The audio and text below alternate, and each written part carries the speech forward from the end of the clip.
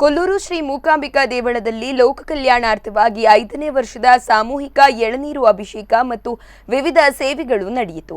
ದೇವಳದ ಸುತ್ತಲಿನ ಪರಿವಾರ ದೇವರು ಹಾಗೂ ಕ್ಷೇತ್ರದ ಇತರ ಎಲ್ಲಾ ದೇವಸ್ಥಾನಗಳಲ್ಲಿಯೂ ಸಿಯಾಳ ಅಭಿಷೇಕ ನಡೆಯಿತು. ಸುಮಾರು 4,000ಕ್ಕೂ ಅಧಿಕ ಎಳನೀರಿನಿಂದ ಅಭಿಷೇಕ ನಡೆಸಲಾಗಿದೆ. ವಿಶ್ವದಾದ್ಯಂತ ಕೊರೋನಾ 2ನೇ ಅಲೆಯಿಂದ ಅನೇಕ ಸಾವು ನೋವುಗಳು ಸಂಭವಿಸುತ್ತಿದ್ದು, ಇದು ನಮ್ಮ ದೇಶದ ಯಾವ ಪ್ರಜೆಗಳಿಗೂ ಬಾಧಿಸದೆ ಎಲ್ಲರೂ ಆರೋಗ್ಯವಂತರಾಗಿ ದೇಶದ ಸುಭಿಕ್ಷತೆಗಾಗಿ ಪ್ರಾರ್ಥಿಸಿ ವಿಶೇಷ ಪೂಜೆ ಸಲ್ಲಿಸಲಾಯಿತು. ಪುರೋಹಿತ ಗಜಾನನ ಜೋಯಿಸ್ ನೇತೃತ್ವದಲ್ಲಿ ಈ ಸೇವಾ ಕೈಂಕರ್ಯ ನಡೆದಿದೆ.